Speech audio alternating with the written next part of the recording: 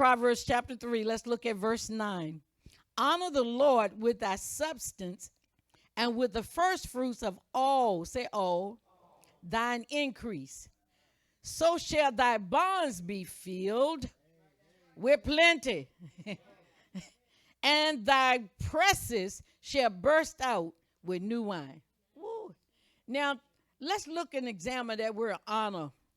That word is just not say something good about the Lord. That means to highly esteem, to give special recognition.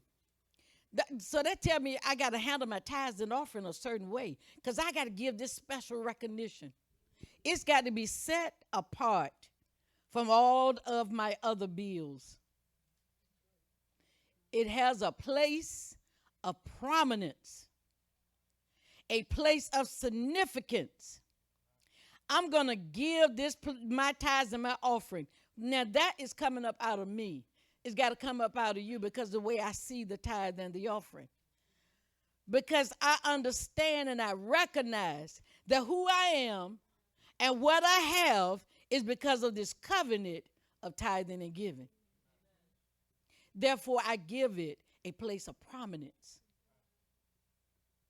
That anytime I get money in my hand, be it a birthday gift, a holiday present, anything, the tithe and the offering come off first before I consider anything.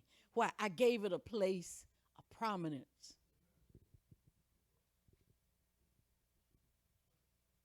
I gave it a place of significance because I know the impact it's going to have on my life, on my day-to-day living. And I'm not ashamed or afraid because I've given it its proper place. Ooh, Jesus. So therefore, I acknowledge it. You are very important in my life.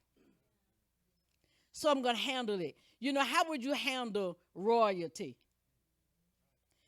If a king or queen walked in this room and see they in the room, y'all don't recognize each other. How would you handle a king and a queen? I receive your seed. If they walked in the room, you'll make a place of prominence. You'll give them your chair if necessary. You're going to make them comfortable. You're going to make them feel welcome. Well, that's what your tithes and your offering need from you. It's a place of reverence for it. And it'll do its best job for you when you reverence it. Oh, my goodness. And then it says something about first fruits. That means the first of all that you produce and receive. The first of all that you produce and receive. So there's never a time that I get money. If you sow a seed into me, God gonna get his before I do anything else with the money. It's not even a challenge to spend the money, because I remove it as quickly as I get it. It's already got this place in my heart, this dominance, this prominence, and it's dominating me. I don't want to miss a chance.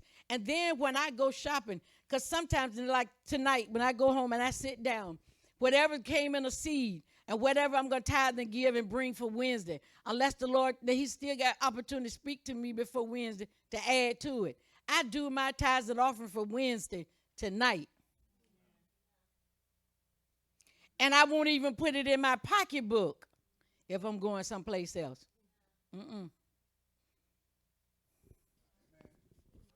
Because I don't ever want the thief to get his hand nowhere near it. And I'm not going to ever put it in a position where it can be challenged or stolen. So I take it out and I keep it until it's time to come to the house of God. Man. See why? It's got a place of prominence. Because I realize, come on, stand to your feet.